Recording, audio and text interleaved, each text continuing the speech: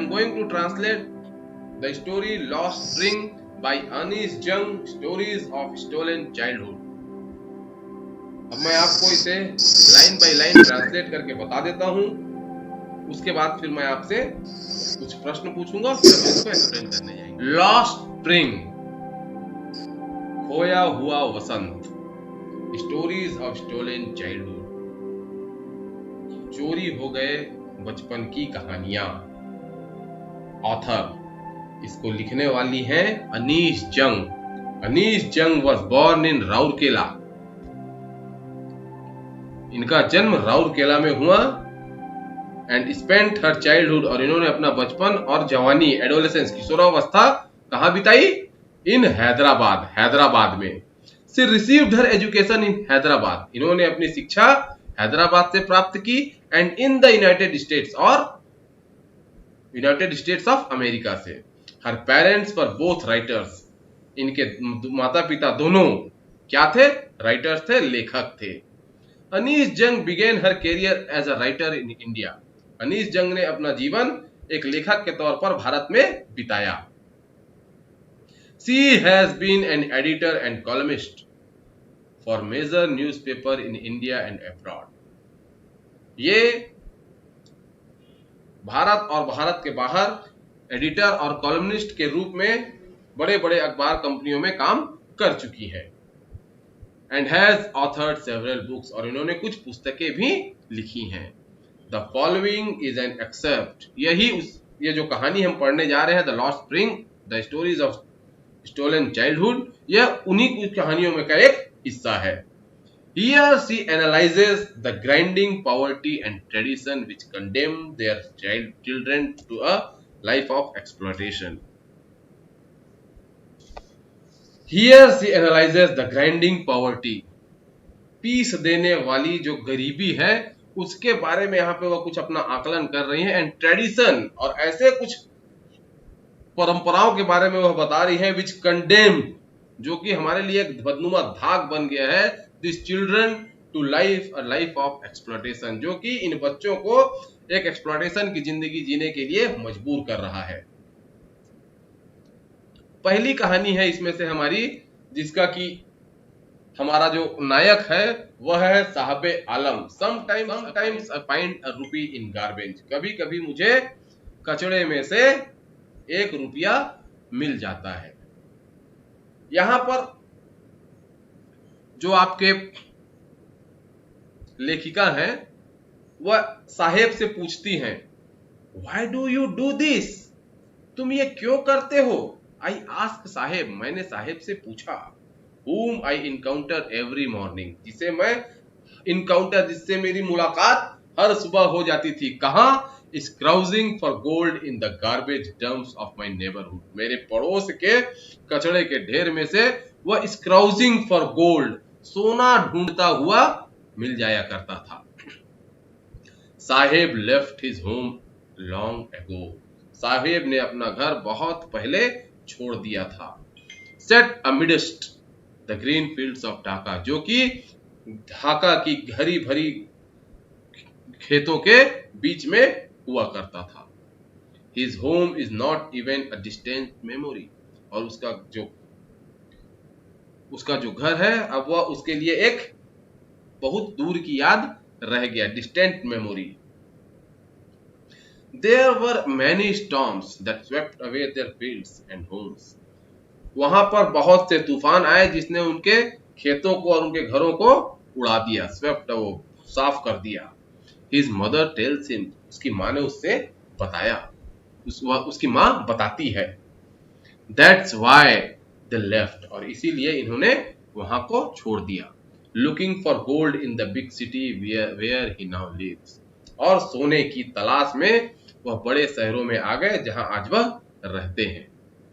I have nothing else to do, he mutters, वह बुदाया कि मेरे पास तो करने को कुछ भी नहीं है। Looking away, दूर देखते हुए। Go to school, I say glibly, मैंने बड़ी वाक्पटुता से, glibly वाक्पटुता, I say, मैंने बड़ी वाक्पटुता से उससे कहा, Go to school, स्कूल जाओ।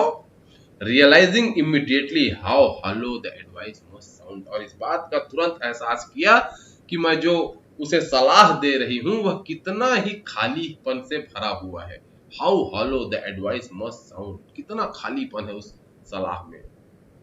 There is no school in my neighbourhood, when they build one I will go, मेरे आसपास मेरे पड़ोस में कोई स्कूल नहीं है।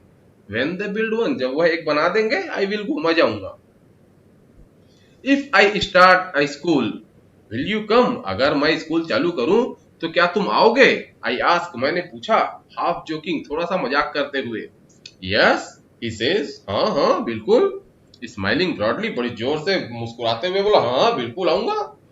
अ फ्यू डेज लेटर, कुछ दिनों के बाद, I see him running up to me, मैंने देखा कि वो मेरे पीछे पीछे दौड़ रहा है। इज योर स्कूल रेडी, क्या तुम्हारा स्कूल बन गया? It takes longer to build a school, I say, embarrassed at having made a promise that was not meant. एकदम गुस्से से, एकदम खींचते हुए, embarrassed, उसने कहा it takes longer to build a school, अरे स्कूल बनने में बहुत टाइम लगता है। और उसको ये चिढ़ क्यों मची? क्योंकि eight having made a promise, क्योंकि उसने एक ऐसा वादा कर दिया था दैट वाज नॉट मेंट, जिसका कोई मतलब नहीं था। बट प्रोमिसेस लाइक माइन, अब वो बता रही है, पर मेरी तरह की जो प्रोमिसेस होती है, जो वादे होते हैं, abound in every corner of his bleak world, उसकी इस काली गहरी दुनिया में इस प्रकार के वादे उसके चारों तरफ घूमते रहते हैं। ऐसे वादे उन्हें अक्सर मिलते रहते हैं। After months of knowing him, उसे महीनों जानने के बाद, I ask him his name, मैंने उसे उसका नाम पूछा। साहिबे आलम, ही अनाउंसेस, उसने बिल्कुल जोर से घोषणा करने के रूप में बोला, साहिबे आलम। He does not know what it means, लेकिन वो नहीं जानता था कि उसका मतलब क्या है। If he knew its meaning, अगर वह उसका मतलब जान लेता, लॉर्ड ऑफ द यूनिवर्स, जिसका मतलब होता है दुनिया का राजा, साहिबे आलम, he would have hard time believing it, उसे विश्वास करने में बहुत बहुत तकलीफ होती, बहुत मेहनत लगता उसको।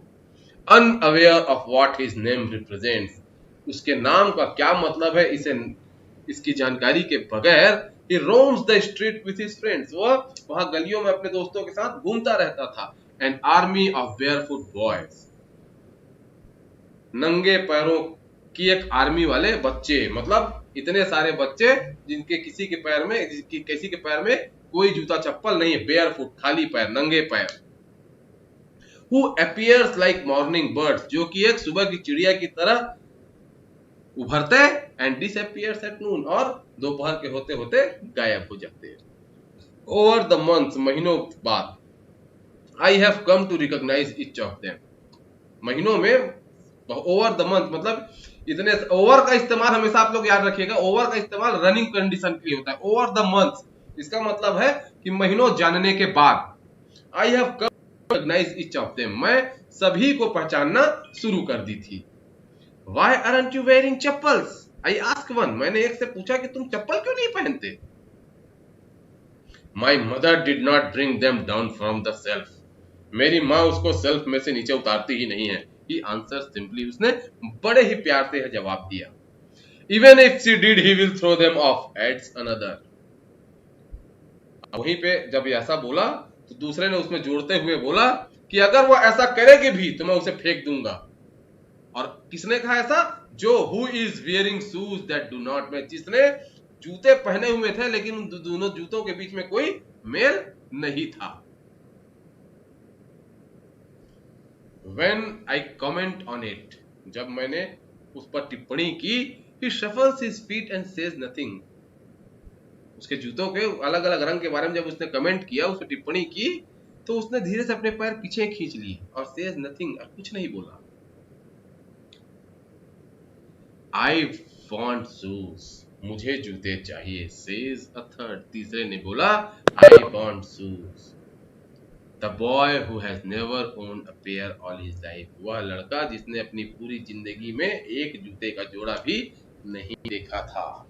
Traveling across the country, पूरी दुनिया घूमने के बाद, I have seen children, मैंने ऐसे बच्चे देखे हैं, walking barefoot, जो कि नंगे पांव चलते हैं, in cities, on village, शहरों में, गांवों में, it is not lack of money but a tradition to stay barefoot. यह पैसे की कमी नहीं है, यह उनको नंगे पांव रहने की उनकी उनकी परंपरा है, बोलता है। इज वन एक्सप्लेनेशन, इस प्रकार का उसे एक्सप्लेनेशन किसी ने दिया होगा। आई वंडर, और मैं सोचा, if this is only an excuse to explain away a perpetual state of poverty. और मैं सोचा क्या कहीं ये एक ऐसा ही एक्सक्यूज तो नहीं है जिससे वह अपने परपेचुअल स्टेट ऑफ पॉवर्टी, मतलब ऐसी गरीबी जो कभी ना खत्म हो, परपेचुअल स्टेट ऑफ पॉवर्टी, लगातार चलने वाली गरीबी का मतलब है ऐसी गरीबी जो कभी समाप्त ही ना हो, उसको पता नहीं, उससे बचने का बहाना तो नहीं था ये। वो चप्पल इसलिए नहीं पहनते कि इतने गरीब एक पहन ही नहीं सकते। I remember a story a man from Udupi once told me. मुझे एक कहानी याद आती है जिसे मुझे एक उडुपी में रहने वाले एक व्यक्ति ने बताया था। उडुपी कर्नाटक का एक शहर है। एज अ यंग बॉय, जब एक लड़का हुआ, बच्चा हुआ करता था, he would go to school past an old temple। वह एक स्कूल जाया करता था। यहाँ पे वुड जो है वो हैबिट ऑफ पास्ट हैबिट्स है ना, ये पास्ट फॉर्म ऑफ विल नहीं है, यहाँ पे पास्ट हैबिट को बता रहा है। he would go to school past an old temple, वहीं के पुराने टेम्पल में वो स्कूल जाया करता था। Where his father was a priest, जहां उसके पिताजी क्या थे, पुजारी थे। He would stop briefly at the temple and pray for a pair of shoes। वह कुछ देर के लिए मंदिर के सामने रुकता और भगवान से एक जुड़े जूते के लिए प्रार्थना करता। 30 years later, 30 साल बाद, I visited his town and the temple। 30 साल बाद मैंने उस शहर और उस मंदिर में विजिट किया, वहां गया। Which was now drowned in the air of desolation, जो कि अब एक खाली सुनसान स्थान बन चुका था। इन द बैकयार्ड, और उसी के पीछे में, where lived the new priest, एक नया पुजारी आ गया था, रहता था। There were red and white plastic chairs, और वहां पे लाल सफेद रंग के कुछ प्लास्टिक के चेयर्स थे। A young boy dressed in a grey uniform, एक जवान लड़का, सॉरी यंग बॉय मतलब एक लड़का, बच्चा 12-14 साल का, dressed in a grey uniform पहना हुआ था, ग्रे कलर का अपना ड्रेस पहना हुआ था। वेयरिंग सॉक्स एंड शूज, जिसके पैर में जूते और मोजे दोनों थे। Arrived painting and through his school bag on a folding bed. Arrived painting, एकदम हांफते हुए आया। एंड थ्रू हिज बैग, और अपने स्कूल बैग को वहीं पे जो फोल्डिंग बेड था, जो लोहे का फोल्डिंग बेड होता है, उसमें फेंक दिया। लुकिंग एट द बॉय, उस बच्चे को देखते हुए, आई रिमेम्बर्ड द प्रेयर, मुझे उस बच्चे की प्रार्थना याद आई। The goddess when he had finally got a pair of shoes, उस बच्चे की कहानी की प्रार्थना याद आई जिसने भगवान से एक जोड़े जूते मांगे थे और अंततः वह उसने प्राप्त कर लिए थे। Let me never lose them, इनसे मुझे कभी दूर मत कीजिएगा। The goddess had granted his prayer, और देवी ने उसकी प्रार्थना सुनी और उसे आशीर्वाद भी दिया। Young boys like the son of priest now वोर शूज, और यह जो यंग बॉय है, जो कि अभी इस प्रीस्ट का पुत्र है, सन है, वह अब जूते पहनते हैं। नाउ वोर shoes, but many others like the rag pickers, लेकिन उन कचरा बिनने वालों के जैसे बहुतों को अभी, जो कि मेरे पड़ोस में रहते हैं, वह आज भी बिना जूते के हैं। Remain shoelace. My acquaintance with the barefoot rag pickers lead me to Seemapuri, मेरा इन जो नंगे पांव कचड़ा बिनने वालों से मेरी जो पहचान हुई, acquaintance, leads me to Seemapuri, वह मुझे सीमापुरी लेके गई। सीमापुरी कहाँ है? A place on the periphery of Delhi, जो कि दिल्ली के एक बाहर के ही क्षेत्र का एक शहर है। Yet miles away from it metaphorically, जो कि दिल्ली से रहने के लिए बहुत दूर है, फिर भी दिल्ली का उपनगर माना जाता है लाक्षणिक तौर पे। Those who live here are squatters, जो वहां रहते हैं वह बेजा कब्जाधारी हैं, जो वहां पे अवैध रूप से रहते हैं। Who came from Bangladesh back in 1971, जो कि 1971 में बांग्लादेश से वहां आए थे। Saheb's family is among them, और साहेब की फैमिली भी उन्हीं में से एक थी, एक है। Seemapuri was then a wilderness, Seemapuri उस समय एक बीहड़ जंगल, एक सुनसान इलाका हुआ करता था। इट स्टिल इज, वह आज भी है, but it is no longer empty, पर अब वह खाली नहीं है। In structures of mud with roofs of tin and tarpaulin, devoid of sewage, drainage or running water, live 10,000 Africans. In structure of mud, कीचड़ में बने हुए कुछ आकार के कुछ घर, with roofs of tin and tarpaulin, जिसमें टीन और तारपोलिन के छत लगे हुए हैं, डिवाइड ऑफ सीवेज, यहाँ पे सीवेज का कोई नामो निशान नहीं है, ड्रेनेज और रनिंग वाटर का कोई ठिकाना नहीं है। लीव 10,000 रैक पिकर्स, वहां करीब 10,000 कचरा बिनने वाले रैक पिकर्स रहते हैं। they have lived here for more than 30 years without an identity, वह यहाँ पर बिना किसी पहचान के पिछले 30 वर्षों से रह रहे हैं। Without permit but with ration cards, permit नहीं है पर राशन कार्ड है। That get their names on voter list, जो कि उनके नाम को वोटर लिस्ट में शामिल करवाता है। And enable them to buy grain, और उन्हें कुछ अनाज खरीदने के लिए सक्षम बनाता है। Food is more important for survival than an identity, पहचान से ज्यादा महत्वपूर्ण चीज भोजन है। If at the end of the day, और अगर दिन के खत्म होते होते we can find our families, we can feed our families, अगर हम अपने परिवार का पेट भर सके, and go to bed without an aching stomach, और बिना पेट में दर्द हुए अपने बिस्तर में जाकर सो सके, we would rather live here than in the fields that give us no grain, तो हम यहीं रहेंगे वहां के बजाय जिस गांव के खेतों में अनाज उगता ही नहीं है। से a group of women in tattered saris, उस महिलाओं के उस ग्रुप से एक महिला ने जिसने कुछ कटी फटी सी साड़ियां पहनी हुई थी, टैटर्ड मतलब टुकड़ों पे जुड़ी हुई साड़ियां, उसने बताया, कब बताया, when I ask them why they left their beautiful land of green fields and rivers, जब लेखिका ने उनसे पूछा कि आप लोगों ने अपने इतने सुंदर हरे भरे खेतों को जो नदियों नालों से भरा हुआ था उसको यहाँ छोड़कर क्यों चले आए, तब उसने बताया कि भैया ऐसा है कि खाना ज्यादा जरूरी है पहचान से, और अगर हम अपने दिन के खत्म होते तक के अपने परिवार को खिला सके और बिना पेट में दर्द हुए, मतलब बिना खाली पेट के उन्हें हम सुला सकें, तो ऐसी जगह में रहने के बजाय हम यहाँ रहना पसंद करेंगे जहां पे तो कुछ होता ही नहीं है, कोई धान कोई अनाज उगता ही नहीं है। Whenever they find food, जब भी उन्हें खाना मिलता, they pitch their tents that become transit homes, वह अपना तंबू वहीं गाड़ देते और इसीलिए वह बन जाते ट्रांजिट होम, मतलब कभी भी उखाड़ो कभी भी लगाओ ऐसा घर। Child grow up in them, बच्चे उसी में बड़े होते हैं। बिकमिंग पार्टनर्स इन सर्वाइवल, और धीरे धीरे उनके सर्वाइवल के वह पार्टनर बन जाते हैं। And survival in Seemapuri means rag picking, और सीमापुरी में सर्वाइवल का मीन्स क्या है, सर्वाइवल मतलब जीवन यापन का आधार क्या है, कचरा बीनना। थ्रू द इयर्स, सालों से, it has acquired the proportion of a fine art, और यह एक सालों में यह एक कला बन चुकी है। Garbage to them is gold, और कचरा उनके लिए अब सोना बन चुका है। It is their daily bread, वह उनका रोजी रोटी है। रूफ ओवर देयर हेड्स, उनके सर का छत है।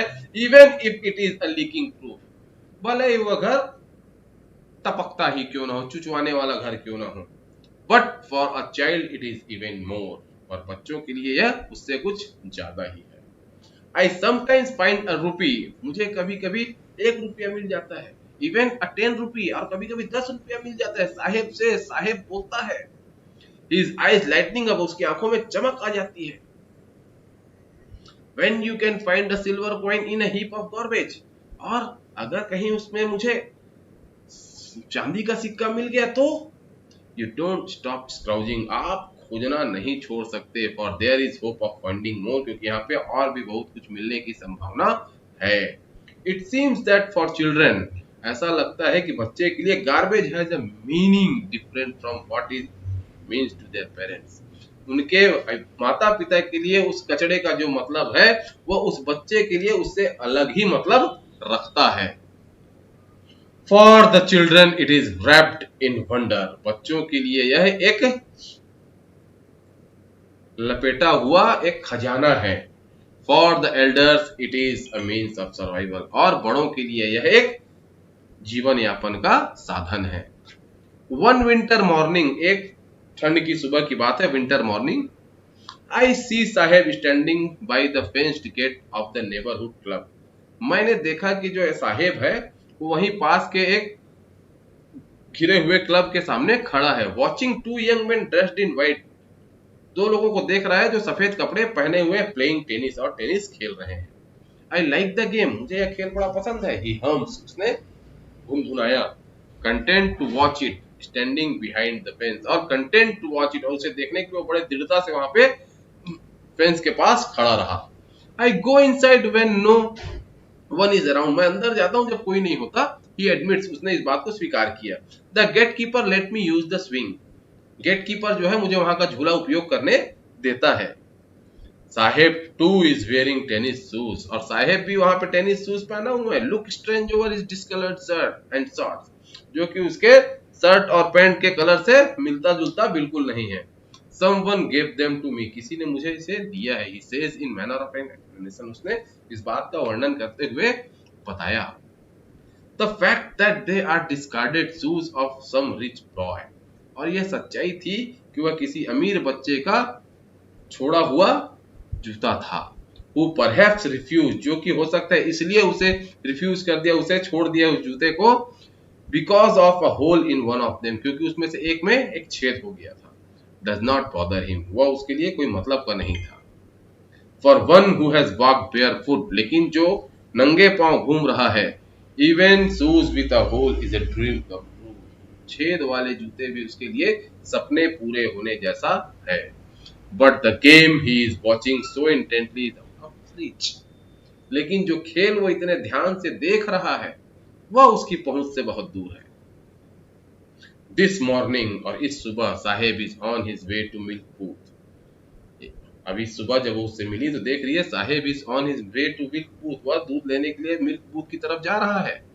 In his hand is a steel canister, उसके हाथ में एक स्टील कैनिस्टर, एक केन है स्टील का उसके हाथ में।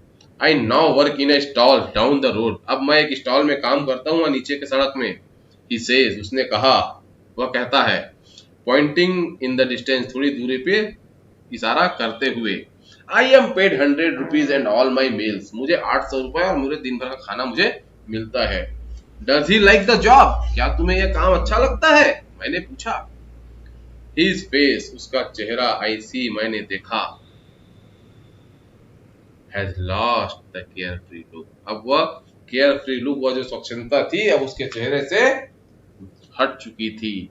The steel canister seems heavier than the plastic bag, अब वह जो स्टील कैनिस्टर था वह उस प्लास्टिक बैग से भी ज्यादा वजनी उसे लग रहा था। He would carry so lightly over his shoulder, जो कि वह उस जो प्लास्टिक बैग है जिसे वह अपने कंधे पर उठाकर चला करता था। द बैग वॉज हिज, वो बैग उसका था। The canister belongs to the man who owns the tea shop, लेकिन ये कैनिस्टर उस चाय वाले का है। Saheb is no longer his own master, Saheb अब अपने खुद का मालिक नहीं रह गया। अब इतने को आप लोग एक बार और पढ़िएगा जो मैंने आपको बताया, इस वीडियो को आप लोग और देखिएगा, मैं डाल दूंगा शाम तक के, तब फिर आपको जाएगा, ठीक है ना सर।